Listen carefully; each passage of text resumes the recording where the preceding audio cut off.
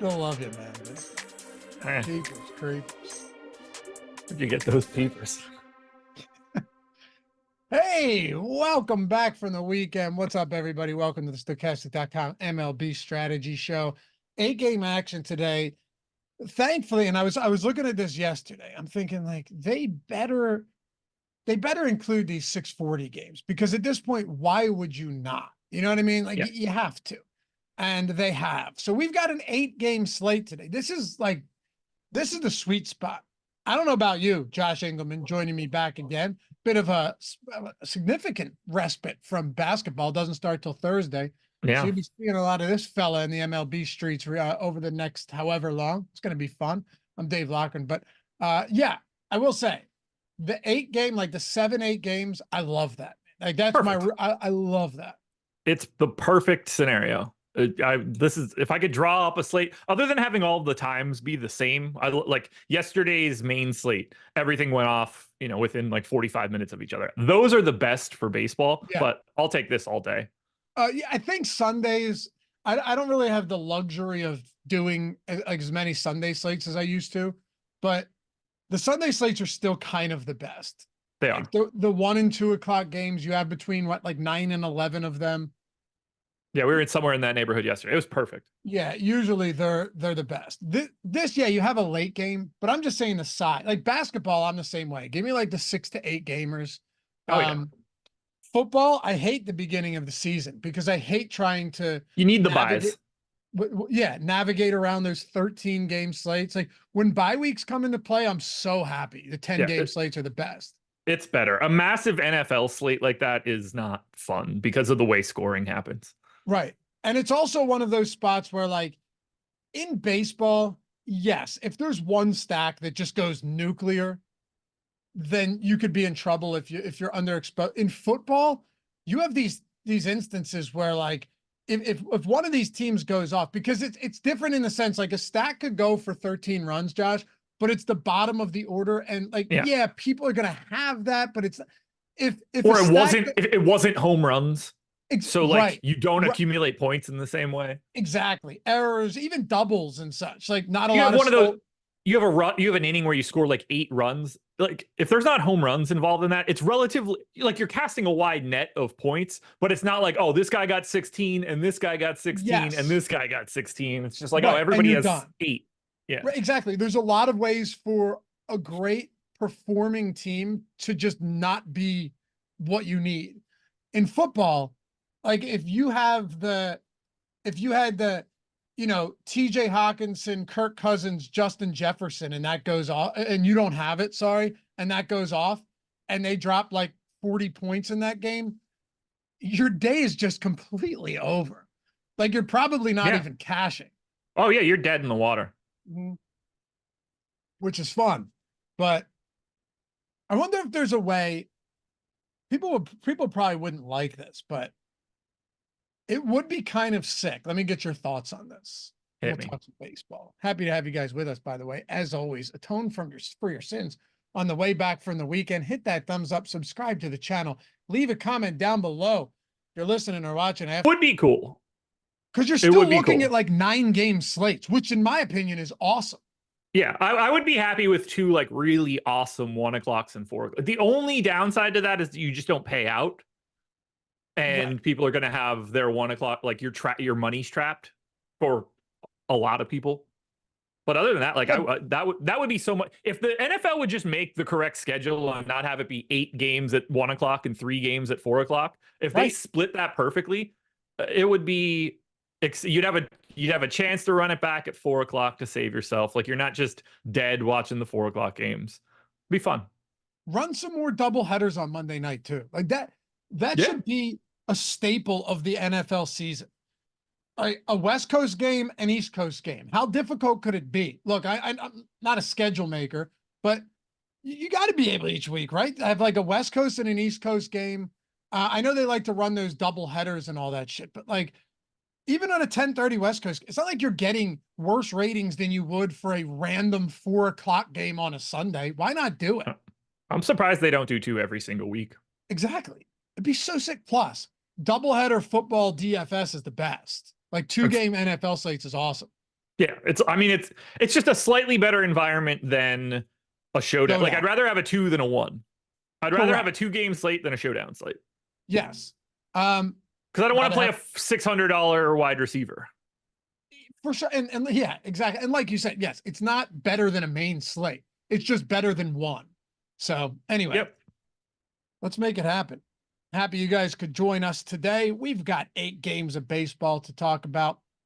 Time to dive straight into it. I will say I was looking at this last night, a lot of really good pitching, man. Like maybe not really good pitching in the sense of like all of these guys are in the Cy Young conversation. Many of them are. Literally, you have the leading shortest odds pitchers with the NL going today for the Cy Young, Tarek Skubal and Zach Wheeler. Yeah. But Megill's been good. We know he's pretty good. McKenzie Gore has been good. Grayson Rodriguez, Kevin Gausman, Skubal, Wheeler, Eovaldi. Not that you're probably going to play him because he only threw 37 pitches, but he's still good. Verlander, Abbott in cores, but Abbott's not bad. Waldron's been good. Anderson's been good. There's a lot of good pitchers today, or at least guys that have pitched well and have not at all given up hard contact, even if they're not great. You named 15 pitchers there, I think, out of the 16 that are going, but you didn't name the one that I'm second most exposed to. This slate sucks. Ryne Nelson. Yeah. I think the only guys I didn't name were like Bryce Wilson, who hasn't even been that bad, Spencer Howard and Ryne Nelson, and Ryan Feltner, who again hasn't been terrible, but it's going to be 84 degrees at first pitch at Coors Field today. Yeah, I have all of the Ryne Nelson right now, so hopefully that goes away. I have 25%. I would give anything for that amount. Seriously.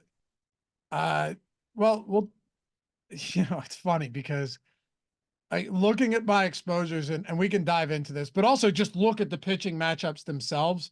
I think normally a guy like Eovaldi would be getting a lot of ownership, but he threw 37 pitches last time. Yeah. Now I knew his bullpen session, he worked up to like 60 or 70 or whatever, but Bruce Bochy limited him to 37 in 3 innings against Arizona in that, World Series rematch. How deep can we reliably trust him to go? Like, to me, I definitely don't think the reins are nearly as tight as they were last time, but at $9,000, you'd be hard pressed to think he's getting above 75, 80 pitches today. I think he's impossible to play. I gave him 4 innings. I don't know how. See, I would have given him around 5 personally. Okay. But still. Yeah. I didn't get to him at all. He has the lowest implied ownership of anybody on the slate for me. I don't, just based on that price tag, he would have to be wildly different priced to be able to get there. And I think he's even more. I haven't even looked at his price point, but I could say that even more unplayable on FanDuel. How much is he? Let's see. $9,000. Here's why. Number one, you're going up against Skubal. So yeah, your win equity is much lower, right? This is a pick 'em. Skubal's not a great spot in terms of like succeeding.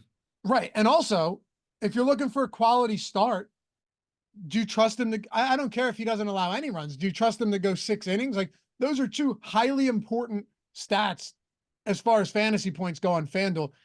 You can't trust him to get any of them. So no. He's unplayable there. Yeah, I just don't see the scenario where he's going to. He would have to strike out everybody.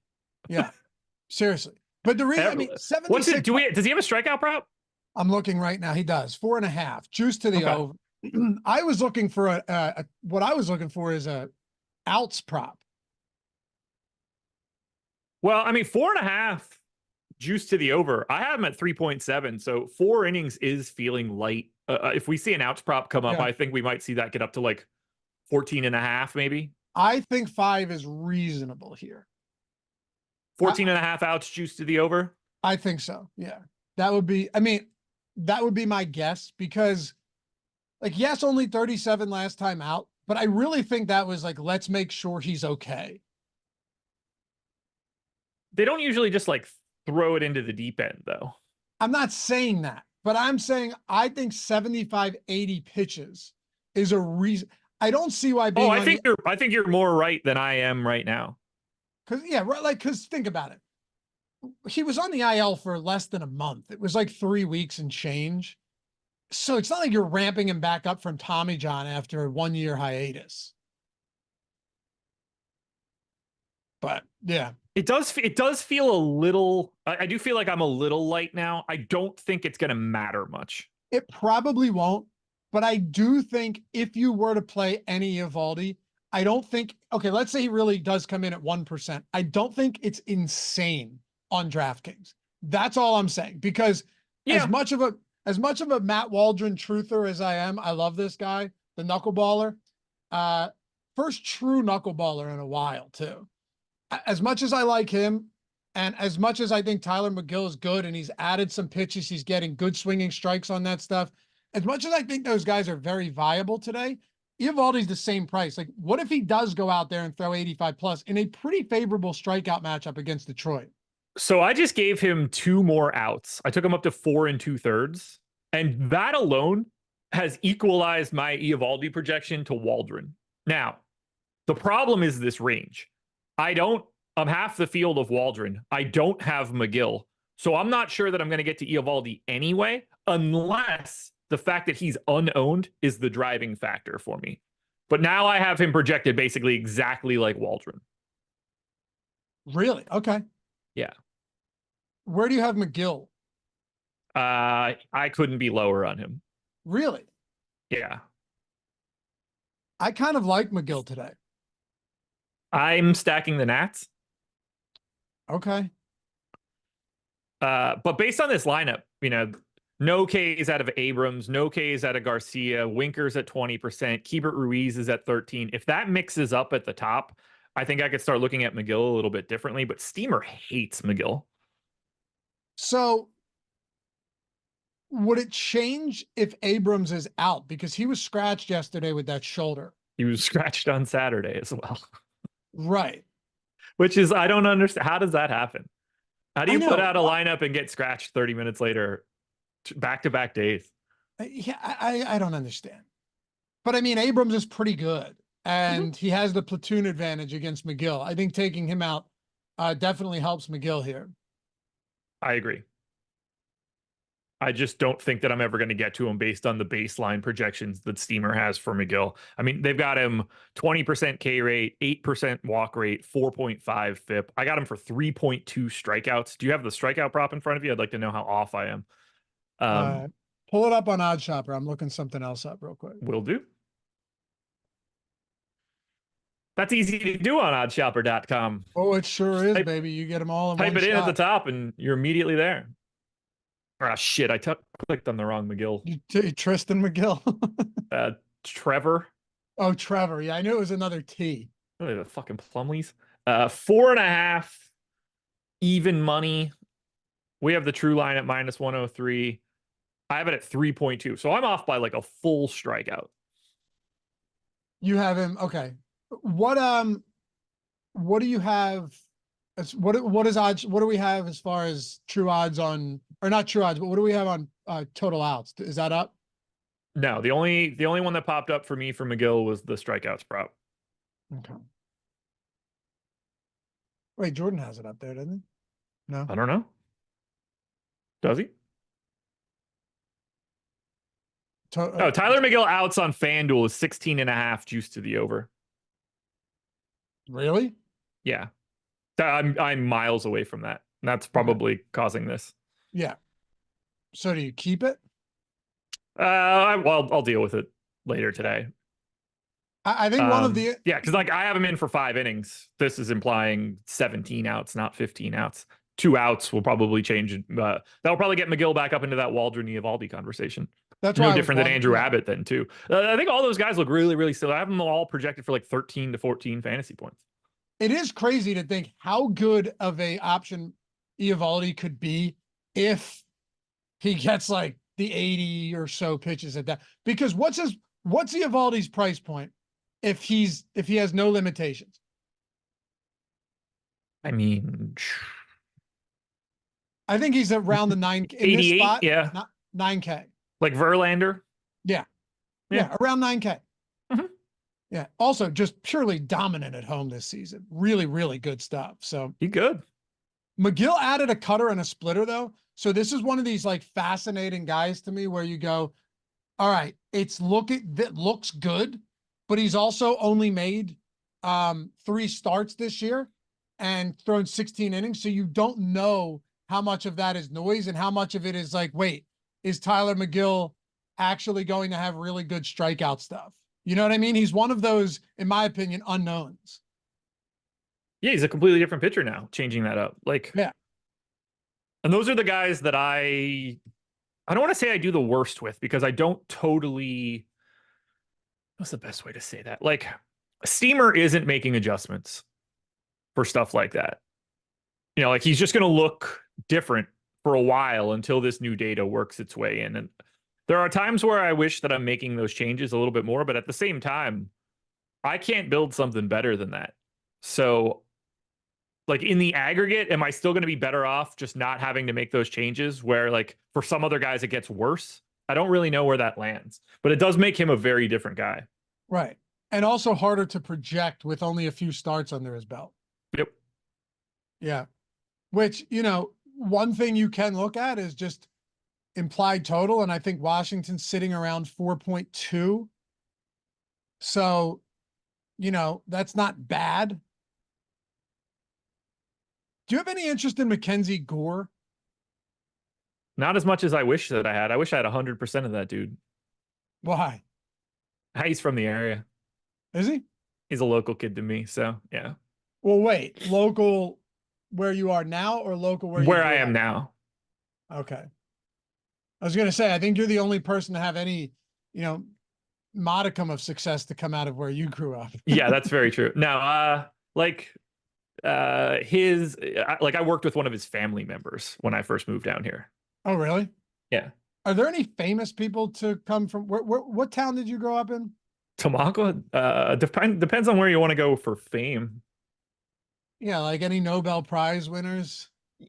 We barely get high school graduates. What are you talking about? Okay, so I'll hit you with we've had representatives and stuff. What, like the Tamaqua mayor? Or no. It's like House of Representatives type people. Gotcha. Okay. World War II or war people back in the day. So I could see that. I bet you got some wild World War II decorated heroes coming out of a place like that where they just don't give a fuck. No, you just sent the whole town into battle, NFL player briefly, baseball player back in the day. His name was Sean Love. He went to Penn State. He was a lineman. Okay. Yeah, like senators and stuff. That's about it. Okay. It's pretty thin. Like, of the notable people on our Wikipedia page, I could probably get there with the right amount of work. Yeah, right. Yeah. Take down another tournament. And then I mean, there are names on this list that I've never even heard of. Of course. Well, no, you think we would promote the quality of the area? Henry Allround, former lieutenant general and commanding general of the U.S. Army. Never heard of that person. He probably has a bench somewhere in your town square. Yeah, so Charles Justin Bailey was a major general in the Army during World War I can picture light post signs with his name on it. They put a flag up around Memorial Day with his picture on it. Yeah. Yeah. Lots of House of Representatives type people. So McKenzie, I'm essentially matching the field. I have 17% Gore, and in the lineup or in the Sims, that's where I'm getting 17%. And we have the pool ownership at 17.1%. So I'm as close to the field as you could possibly get on McKenzie Gore today. I don't actually hate that. He's just not someone that in this particular spot, not a great matchup, not a terrible matchup, perfectly reasonable park. He's the type of guy that because he's good, I don't mind getting there, but he's not cheap either. But he put it this way, Josh, he's the type of guy that people aren't going to just flock to today when you have Wheeler, Skubal, a lot of other good pitchers, average matchup at home. but I don't want to get no McKenzie Gore either because the guy has a 30% strikeout rate on the season. I only have 10%. It's 100% somebody that I wish I had a little bit more of. I don't love the spot. The park doesn't help. He's good. So like that's a helpful scenario. I see him mostly as a neutral-ish guy today. Me I don't too. really think that there's a huge advocacy for being like, I don't want to get to McKenzie Gore today, or McKenzie Gore is the guy. It's just like, yeah, he should be around 20%. That's what I'm saying. Like I'm right with the Like field. I just don't, I don't see the path to him. Like I just don't see him the same way I see Kevin Gausman, who is obviously a different pitcher this year as well too. So that's a good point. Probably someone we need to talk about, right? Gausman's 8K. So you're getting he's 8,200 on FanDuel too. So he's the third highest owned pitcher on FanDuel. On DraftKings, he's what, the second or third highest owned? Highest on DraftKings. Yeah. At what point do we get at what stage do we say Kevin Gausman is an 8K pitcher? Or do we continue to say like, hey, Kevin Gausman is underpriced? Because now Baltimore, by the way, they have murdered lefties this year, but this is not a spot against lefties. They are lefty. They've still been good against righties though. They're top 7 in WRC plus. Their 183 ISO ranks top 2. They're second behind the Yankees. Like this is still not a good matchup. Now, no. I don't know if Sean or anyone else is going to point towards the revenge narrative, but Baltimore strikes out at a 20% clip against righties. All in all, this is still a pretty shitty matchup. Like if old Gausman, I'm getting a lot of him right now, and I could be real stupid for this, but it's still early in the day. I'm thinking about capping some exposure here. That ownership is really high on him. It is. Well, it is and it isn't.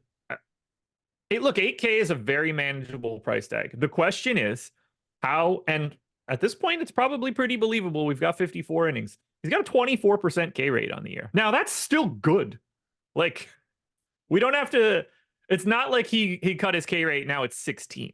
Like, but he's still not 31% either, like it was last year. 31, 28, 29, 32 in the 4 years before this. Now, he's still, like, his FIP is 311. His XFIP is 325. Like everything's okay. He's been wildly unlucky from a BABIP perspective. That's at 350, although he does tend to run high in general. What's his strand rate? 66% left on base right now. Super shitty too. Okay. Yeah. So, I mean, 72 or so percent is average. So it's, 76, 74, 78, the 3 previous years. Okay, so like, if you want to call him 75 as the line, like 10% off of that, everything else seems fine. He's just not missing bats the same way that he used to. So like, it's not like I look at this and think like, he's definitely a different pitcher. He's just not upper echelon any longer. I think he's properly priced at 8K, probably a little underpriced at 8K. Like there are some strikeouts to be had in this Baltimore lineup. What's his strikeout prop? That'll be an interesting look. Real quick though, because his velocity was down earlier in the year, it's still down a bit from, last year. It's still down, but like his last start, his fastball was sitting right around 95, which isn't like, it was 92, 93 earlier in the season. So to see that his velocity is back up, I do think that's a lot more encouraging, Josh. 5.5 is the strikeout prop. I have it at 6.3. He's probably juiced a bit to the over too, right? Minus 156. To the over. Yeah.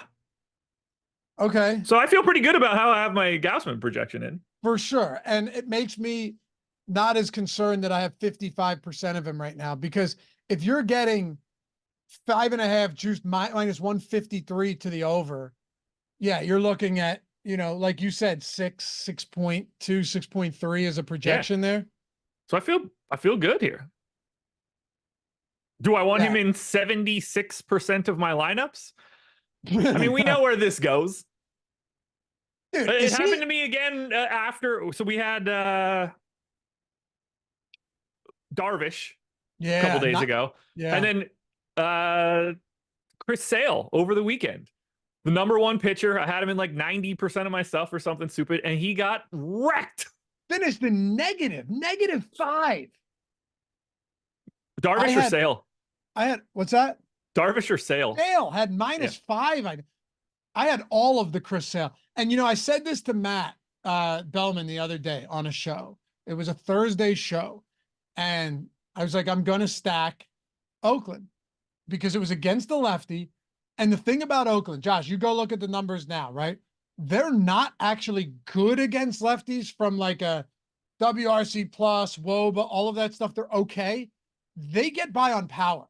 But when they start tagging you for power, they're one of the best power teams in the league against lefties this year. They can really ruin your day as a left-handed pitcher. And they did it to Sale. They have a lot of power in that lineup. I was like, you know, I pasted my shit over to Adam and we were talking about like what we had for the day. That game started like, it was like the first game out there. So it was happening. I turned it on and I was just like, oh, fun. I turned on my favorite baseball team. I turned on their pitcher that I have 90% of. He is immediately dead. Shelled. I was like, this slate is over for me in 10 minutes. Yeah. That's kind of how the MMA slate went for me too. Crazy. I feel like Gausman is the only Toronto pitcher that is worse at home this year. But I'm sure that'll go really well for me today. Jeffrey said, first time I played Sale all year and he gets killed. Yeah. Dude, that was the funny thing is I still only lost a little bit on that slate, and I had like 98. I think I only played a 20 max. And I think I had Sale in all but one lineup and still didn't get destroyed, which is great because he was so popular. Yeah. But yeah. Just kind of circling back to what we were talking about. I think Gausman is probably, properly priced, properly owned, but I am getting like twice the field right now. Yeah, I would like to be down in the 50s. I think that would be smarter. I mean, the bigger problem for me is having 50% of Ryne Nelson. I can talk myself into Kevin Gausman. I was gonna say, yeah, that's an afterthought right now. Yeah. You know what else I was thinking? And you know, you're better with like how I understand how the sims work and the projections, but you've really built a lot of this stuff out. How much of this exposure to Gausman for us do you think just is because his ceiling at that price point, like the range of outcomes on Gausman, the ceiling is still very high on him. Like he still has the double-digit strikeout upside. It's a simple answer for me right now. I have him projected for 19 fantasy points, the same as Skubal. He's $2,500 cheaper. It's just that. I have him with the second highest projection on the slate. Which is wild because it's not like he has this great matchup and Skubal doesn't. I mean, 3.9 run implied total. Like it's, I mean, from what I have in here now, it's probably 4.1 or whatever the site, but one of the lower implied totals on the day for the Orioles. Oh yeah, for sure. And like, to be fair, it's just one of those situations where like, it doesn't feel like that, but it kind of is. Check this out though. Of all of the higher owned pitchers, so let's say Gausman, Wheeler, Verlander, Skubal, Megill, Gore, Waldron, Nelson, all of them are 10+%. If you want to put Rodriguez at 9.8% in the conversation, sure. But really there's like 6 guys above 20 and Waldron's up there at 18. So throw him up there as well. The one guy that I'm getting the least ownership to, it's not Verlander. I'm getting about 12% of him. Perfectly fine with that. His strikeout stuff looks pretty good right now. Getting Gausman, I'm getting a good amount of Wheeler, 29%, second highest exposed pitcher right now. Megill, I mentioned to you, 26%. And I like that he's working with that new pitch mix, has good strikeout stuff. We'll get to Waldron in a second. I have 25% Ryne Nelson, 17% matching the field on Gore. The one guy I'm getting essentially none of is actually Tarek Skubal. I have 6%. I have 3. But I'm low on Wheeler too. Apparently I'm paying for bats. Well, because if I'm locking in Kevin Gausman and Ryne Nelson in most of my stuff, I'm certainly saving enough pitching. I would assume Coors has a lot to do with that. Yeah, but like, I mean, Tovar and McMahon are 5K. I know. Like, I they're know. not that expensive. I have They're not. some of the Reds. That side of the game is way more expensive, but like the Rockies are still middle of the pack or better as a value stack. All right, so let me ask you this then, and then we'll close out pitchers. Actually, a really fun slate for pitching. There's a By the way, lot to talk. the Phillies are likely the problem for me in terms of pay. That's exactly what I was just about to ask you. How much of the Phillies are you getting to today? Was literally my follow-up question there. They're my second most exposed team. Against Bryce Wilson at home. A lot of Schwarber, a lot of Real Muto, well over on Bryce Harper. Like, hottest shit in it. Philly today, by the way. 82 degrees at first pitch. Citizens Bank Park is a bandbox.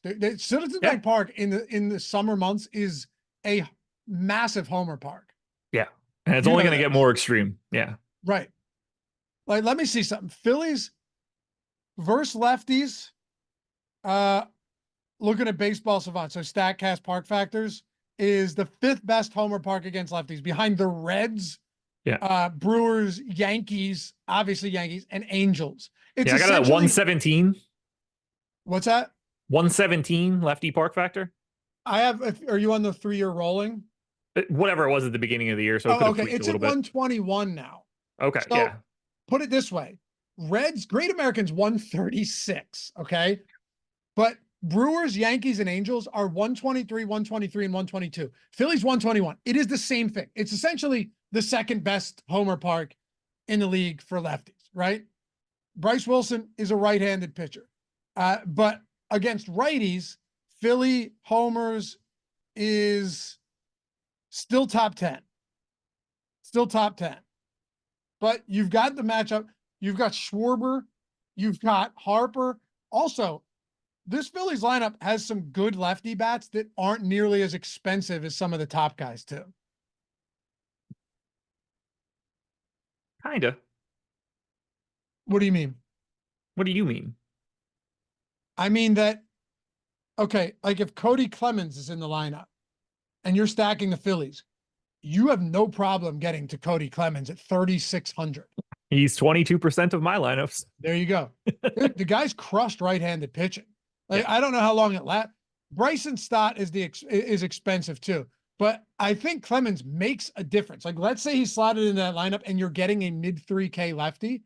That should open some things up. Aside from that, this is a very expensive team for sure. Yeah, I mean, those first 5 are tough. 2 guys in the 6Ks, that's no joke. No, but also, I mean, Sosa's been so good that I expect him back in the lineup today too, Josh. It's the bottom of the order, but he's 3,800. He's been fantastic. Dude's batting bottom of the order, batting north of 300 this season with some power. I don't have him in the lineup now, but I wouldn't mind him being in there. I think the only problem is that if he starts, does Clemens start? Right. So I don't know. And I hope Clemens starts. I mean, 3,600 with an MPE is for sure. Especially when I know that I want to get to like the top pieces of this lineup. Like, he fits like a glove as like the 5th guy of the stack. Absolutely. Yeah, and it's weird to say this, but they kind of have an embarrassment of riches at the bottom of the order, where it's like not guys with big name value, but guys that you have no problem stacking that bot. This isn't a team where you only want to stack the top 4 or 5. No, I'm happy to get to the bottom. But Clemens in particular, I mean, Steamer has him with a 191 projected ISO. Yeah. If I can buy that at 2 infield positions for 3,600, like, he's arguably one of the better plays of the day relative to salary. Is that Clemens or Sosa? Clemens. Yeah. What's Sosa's projected ISO? I wish I knew. Sammy Sosa. It's probably not crazy, but he has been hitting the ball well. 160s. Okay. If you just across the board for some of these projection systems. Yeah. But I had a feeling Philly was the one that was kind of gumming things up for you as far as expensive pitchers went. And I get it. Yeah. They have a significant total today. What's their total? 5.1? Yeah. I have 4.9, but again, I basically Based on We the way that I always do it, it's like 2/10 of a run more, depending we on always if have you're it a home or little away. bit higher in the tools. It's a mean median thing. Yeah. Bryce Wilson also he hasn't been horrible, but his xERA is 4.75. His FIP is 5, 4.63 xERA. Those aren't great numbers. 1.5 home runs per 9. Dude, he has an 86% left on base, 86% strand rate, 39% ground ball rate. The more I look at this matchup, the more I think the second shoe is about to drop on this guy. Like he's been getting very lucky. I wish I could get as lucky as he is. Maybe I'm the opposite. Maybe I'm the opposite. Maybe you'll both have a reversal of fortunes today because I don't need. Yeah, I'm gonna throw up with how bad my lineups are. Hey, one more pitcher I wanted to ask you about, and then if there's anyone else you want to throw out there, hit me with it. We'll get into some bats. I mean, do we need to talk about Ryne Nelson? Should we just do that now? You have him, I have him.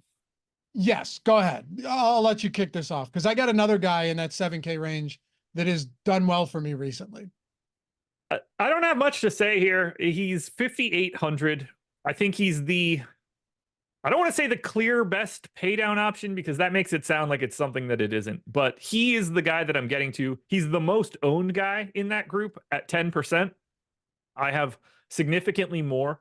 He's not good. 212 x ISO to lefties over the past year and a half, 202 x ISO to righties over the past year and a half. He doesn't get strikeouts. He doesn't stop people from bludgeoning him. Everything seems to be bad for Ryne Nelson. However, this park is incredibly helpful. Absolutely limits home runs in a big way. The Giants' offense is pretty bad. They strike out enough other than Luis Matos to make it a slightly more interesting spot. And you're spending basically zero money to get to him. We have him 9% top 2 pitcher, 24% top 2 value. I have it at 10% and 33%. So either way, if you want to just split the difference, we're talking like, 10% top 2 pitcher, 27, 28% value. I think he's just sort of the best thing you can get there because of how bad the Giants are. I want to crystallize kind of everything you were just saying. Yeah. So the cool thing about the Sims tool, because I'm always fascinated to see why I'm not what exposure I'm getting, but I'm always fascinated to see why I'm getting that exposure, right? Mm-hmm. In the Sims tool, once you select your favorites, a lot of you guys have the Sims tool, and if you want to check it out, dude, an awesome tool, man. It allows you to do everything, whether you want to make adjustments or you just want to run it on factory settings and still make amazing lineups. You could do a week, a month, whatever you want to do. Links are in the description and in chat. Always hit me up if you have questions and hop into the Discord to learn more and get more on that and really fine tune your game. I promise you will absolutely love this tool. Even if you don't, we have ownership projections, player projections, top stack tool, boom bust tool, premium Discord, top hitters tool, top pitchers, everything. Like everything for MLB is included, whether it's a week or a month, it's a hell of a deal across the board. You will want these tools. Once you start using them, you're going to go, yeah, I probably should have been using these for a while now, but it's okay. It's never too late. Still a lot of baseball, and dog days of summer are coming up. We're only going to have baseball. Anyway, I go in the lineups once I've favored them, and then you can filter. So like you can go in, Josh, where you see all the players, filter by player. So I just typed Ryne Nelson. I'm going to go, what do these lineups look like with Ryne Nelson? Shit. Well, every single one of them is either like a 5-man Cincy stack with Colorado, like 5 threes, 4 threes, 5-player Philly stacks. I'm looking at 5-2, 5-3 Houston, Cincy, Houston, Colorado stacks. Essentially everything has either Cincinnati, Philadelphia, and then like 2 3-man Colorado, San Diego, Houston stacks sprinkled in there. That's why I'm getting to Ryne Nelson, is because it's all completely consumed by these Cincy and Philly stacks. Yeah, my number 1 ranked lineup is Nelson Gore, 5-man in Colorado, 2-man Philly, and my lone one-off bat is Tatis. Right, exactly. Yeah, it's pretty much what you're getting to. So it's just it's a product of the slate while you're getting to Nelson. Yeah. Matt Waldron, I'm hoping that it just stuff moves around a little bit, and then when we get to lock, I have like 25 to 30, and it's just like, okay, that's That's a little bit more manageable. Yeah, it Because right is. now, it's not more manageable. You're getting a lot more than I am. I'm I'm getting it I to I'm am. getting 25%. So where if he's good, that's nice for me. If he's terrible, I'm not dead, Yes. but it would still hurt. Yeah. Or he's just okay, and these expensive stacks are actually what you need. I mean, yeah, it all comes down to that, really. It's how well do the teams you got to pay up for do? You can get by with a lot less out of Ryne Nelson if the Phillies put up 12 runs. Are you getting any Waldron? Not as much as I thought I would get. I have 10%. I'm curious to see how that shakes out now when I bump Eovaldi and bump Megill. I have 26%. I don't think it's crazy. I know. I mean, he's clearly getting the love in that spot. The Angels aren't good. Their offense is dreadful. I know I've been talking about it for a while, like for a few weeks, but I'm kind of buying into his stuff. He's fully committed to that knuckleball, and God, it's fun watching dudes throw that, especially when the league is not familiar with it, right? Yeah. Like, and teams aren't familiar with it, and they just kind of, the command he has on this is pretty nasty. The RPMs on it, Josh, I was reading something, it's 150 revolutions per minute. So by the time it leaves his arm and goes over the plate, it's making around 1.5 revolutions. Isn't that crazy? It doesn't move.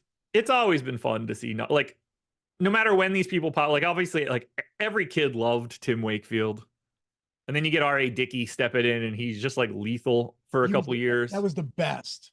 Yeah. Was It's it fun. R.A. Dickey or Bartolo Colon? The one, Colon was the one that had like the secret life, right? With another, Huh? dude, one of them had like a whole secret life with another woman and family. I don't remember that for Cologne. I mean, he was such a handsome man. Yes, look, Bartolo Colon's double life with secret family. So that's the problem. That dude was eating 2 meals extra every day. He had to eat dinner twice.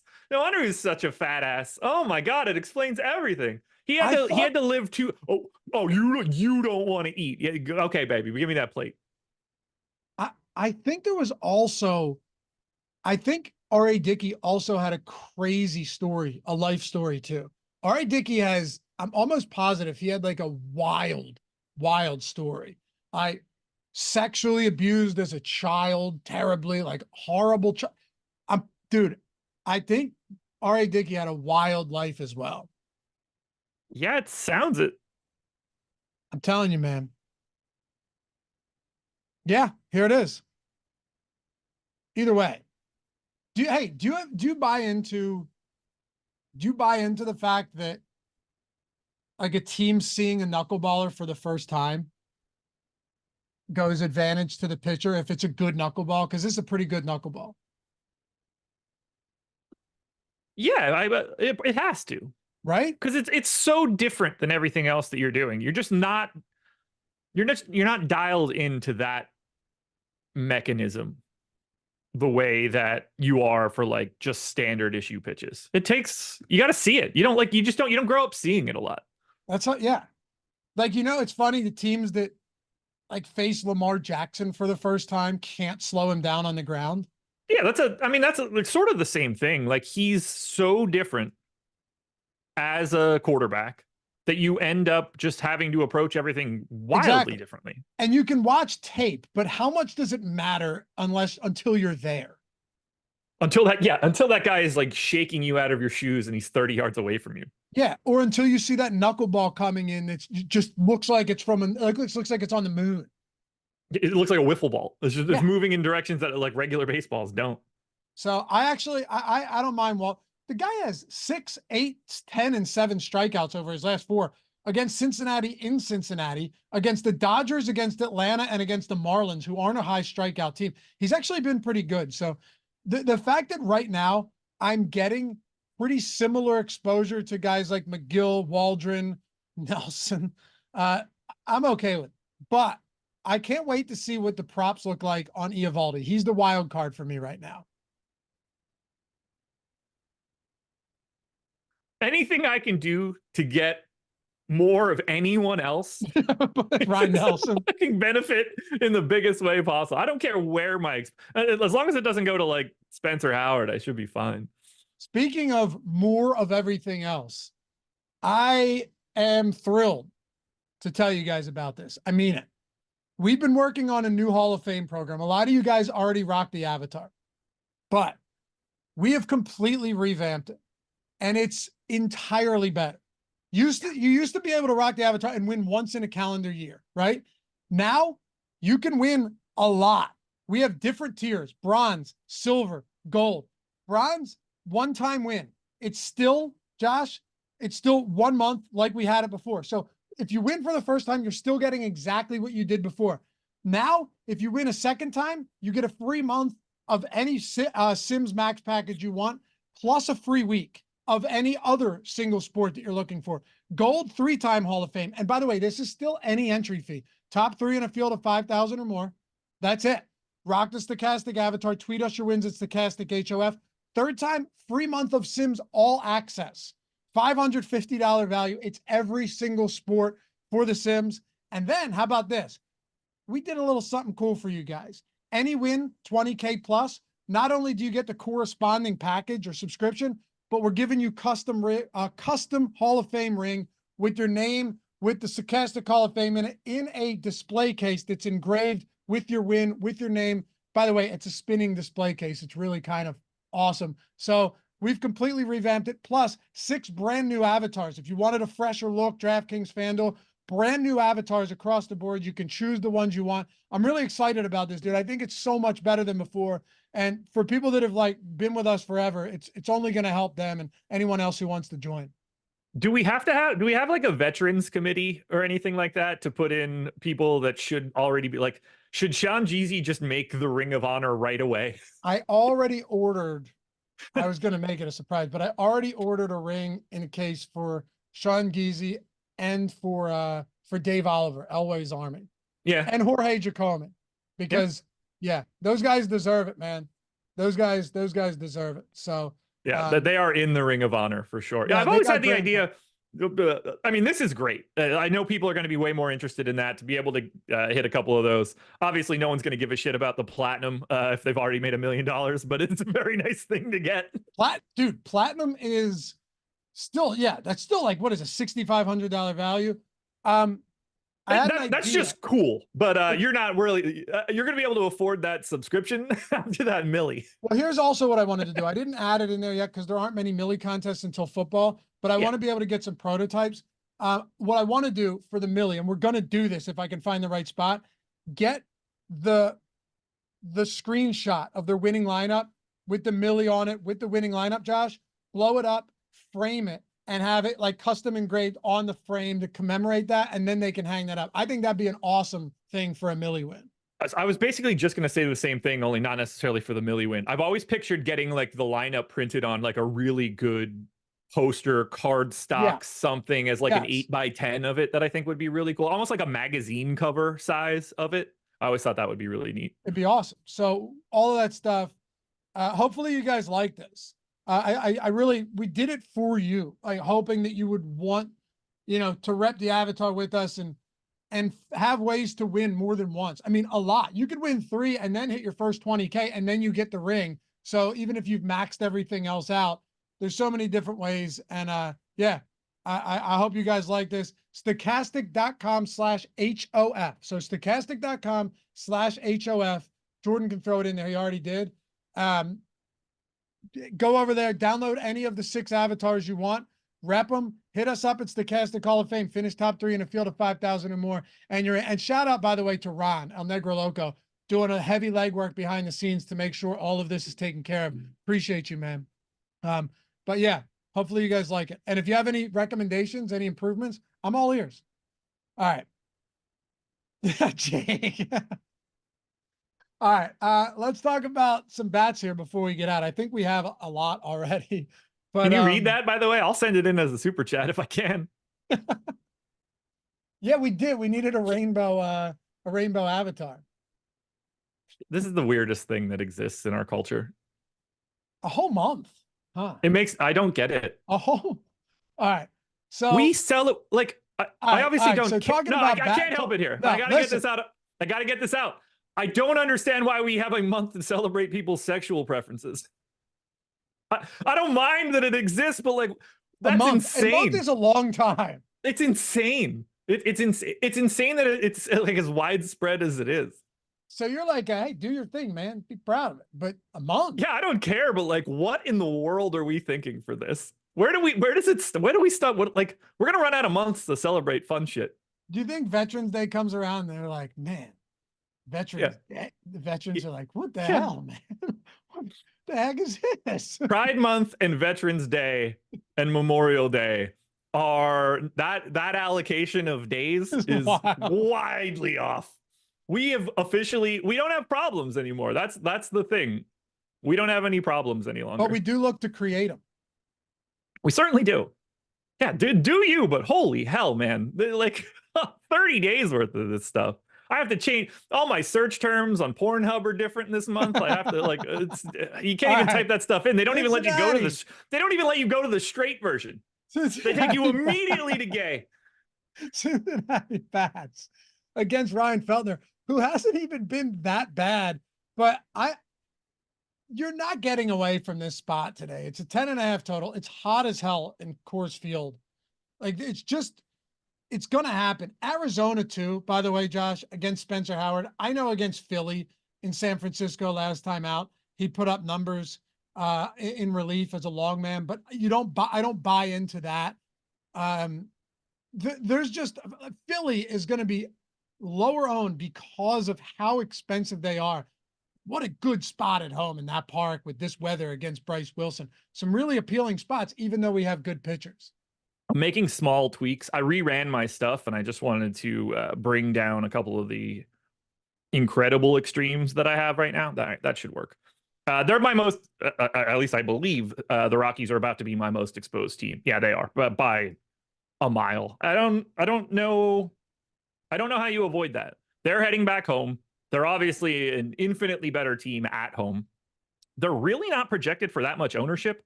Brendan Rodgers is at 15%. Tovar's at 10. Bouchard's at 10. Everybody else is single digits. The park plays up runs. It plays up power. It plays up everything. The temperature is great. Abbott's good. That's not helpful, but he's going to see, a lineup rolling out as much as possible on the opposite side. I don't know if, he's a completely different pitcher against lefties. Projected lineup that we have right now is only Ryan McMahon. 107 x ISO against lefties over the year and a half. He does not get touched against the same hand. You're just not going to succeed against Andrew Abbott if you're a lefty. Against righties, though, 215 real ISO, 177 x ISO. He strikes out 22% of righties, not 28 of lefties. Swinging strike rate is down dramatically against righties. He doesn't really get hit aggressively hard. It's not like extra bad, but righties are just a completely different scenario here for Abbott. Is the Rockies lineup good? No, but you can tell how much this park and this weather changes things when you can get to a 5-run plus total against Andrew Abbott. Do you have Andrew Abbott's home run per 9 up by any chance? I know you don't lean on that. I actually like home runs per 9 for home run props and for DFS. Just home run per fly ball rate is great, but it's almost less. It's almost less important to me because if they're a super high fly ball pitcher or super high ground ball pitcher, it can be misleading. With home runs per 9, at least I know hey, this guy gives up this many home runs on average when he's out there. 1.57 this year, 1.32 last year. 1.57 is a pretty big number. It is. Yeah, and I know Coors isn't the biggest homer park, but it's still 110 park factor to righties. It plays up the power that's not good for Abbott. Einsteinium, yeah, sorry, dude, I missed that. Josh Lofty, hope you guys enjoyed your weekend. You too, man. Would you mind humoring me and discussing Ryan Feltner? Sure. And Einsteinium, I saw that second one. You said, Lofty, you always talk about first game in Coors, and the Reds had a late finish yesterday. Yeah, last time I mentioned that, everybody laughed at me, and Philly ended up scoring 1 run. When I said the first game in Coors coming off no break in between, going straight to Colorado, playing in altitude without acclimating. I think there's something to it. But Feltner's just, look, 20% strikeout rate at home, Josh. He has not been bad. Let's be fair to him. 3.76 xFIP at home, 46% ground ball rate. The numbers aren't terrible, but you're just, again, you're 0.9 home runs per nine. You're just going to get to Cincinnati. If you wanted to be underweight on Cincy, I have no problem with it. I actually kind of like Colorado a little bit more with those righty bats today than I do Cincinnati, believe it or not. Like, if you told me you were getting the more Philly than Cincinnati, I actually have no problem with that. No, not at all. I have a lot, or I'm basically, I have like 20% of TJ Friedel and Ellie De La Cruz, but I don't have a lot of the Reds in general. Yeah.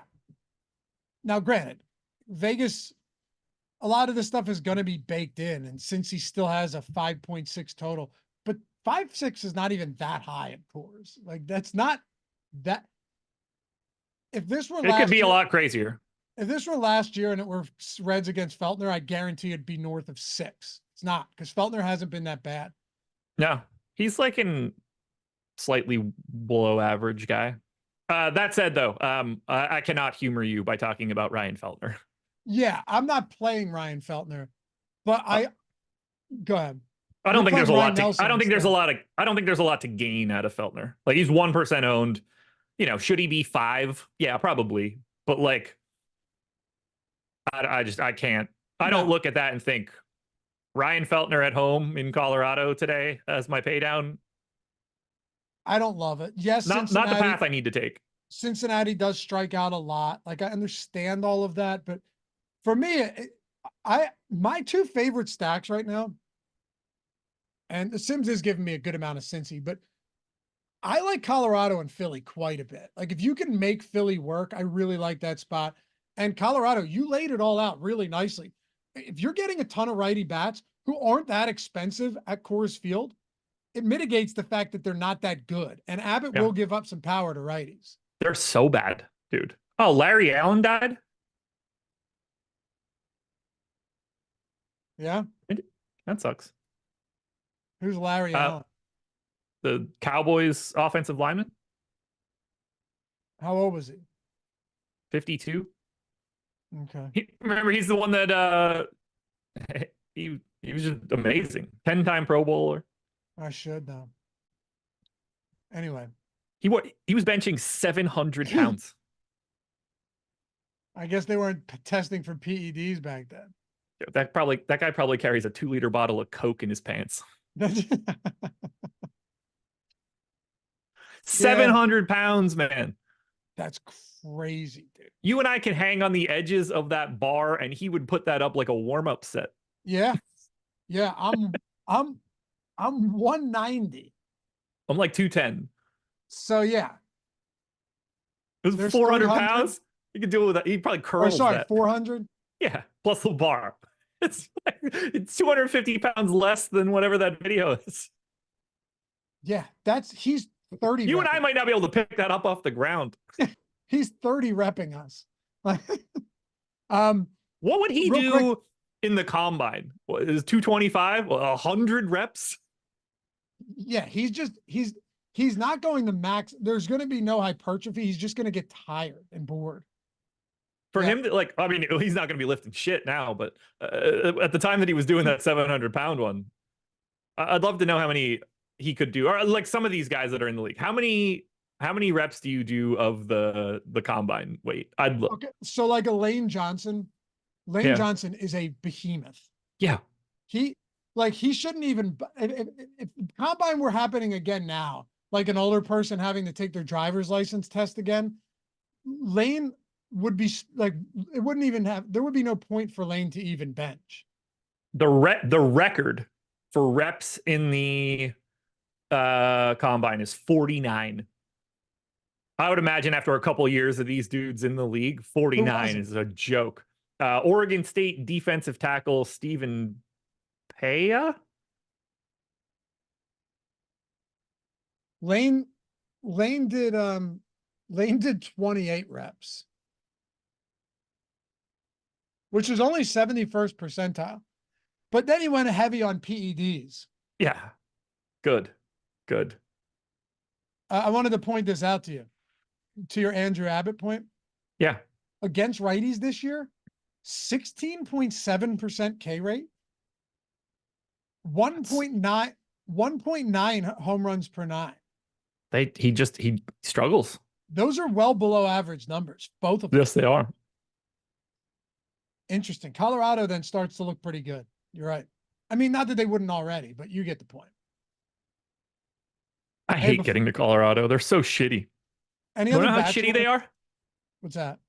The Colorado Rockies have 4 bats in their, hold on, 1, 2, 3. Yeah, 4 bats in their projected starting lineup that have steamer projected WOBAs below 300. Oof. They're dreadful, dude. Like the Reds don't have a single bat in their projected lineup lower than that. Not good. No.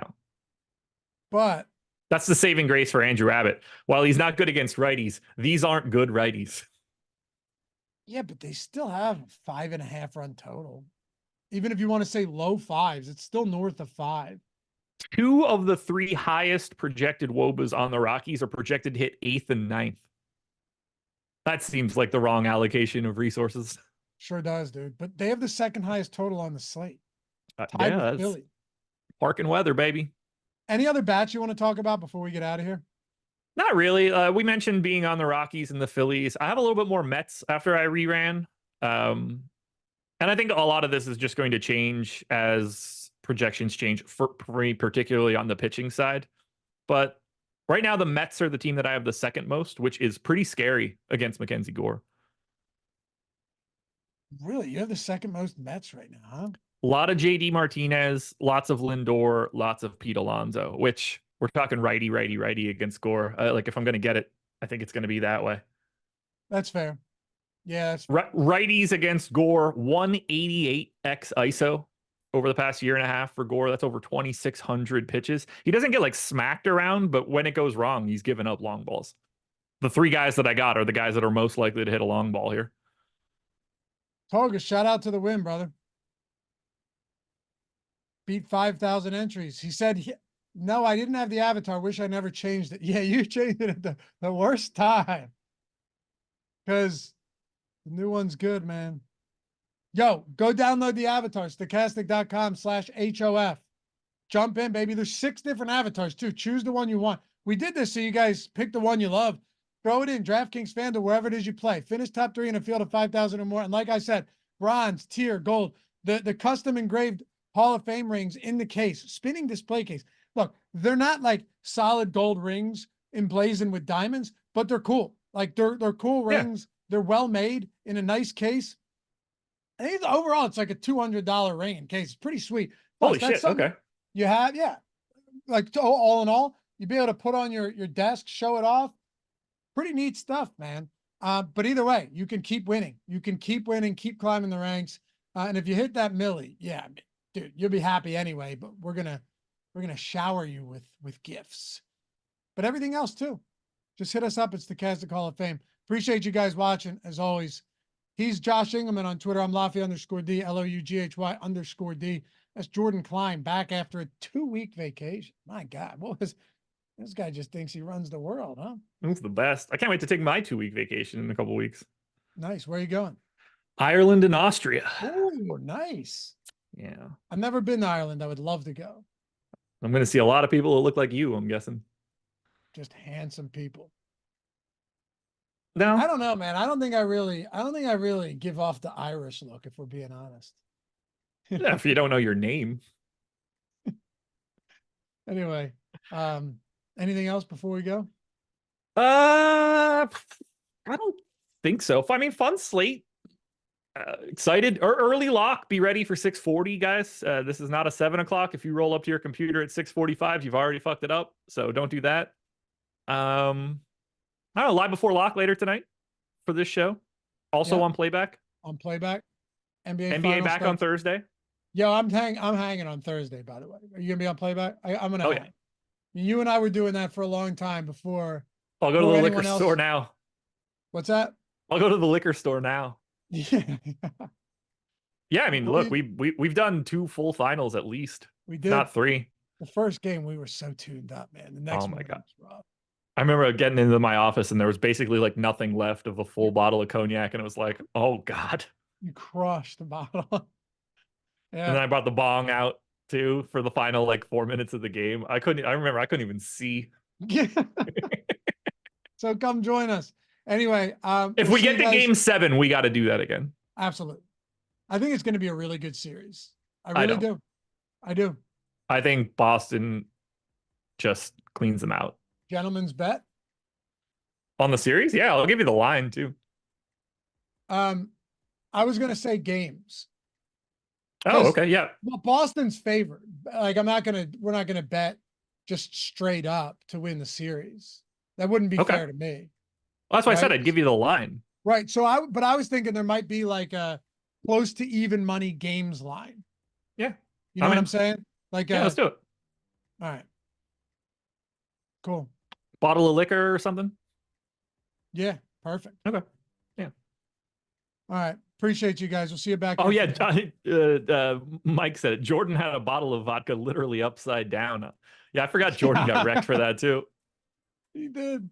We'll see you guys soon. Have a great rest of the day. Catch you back here later tonight. Peace. I didn't bail on the lip tattoo. I will still get that whenever I can. Who said you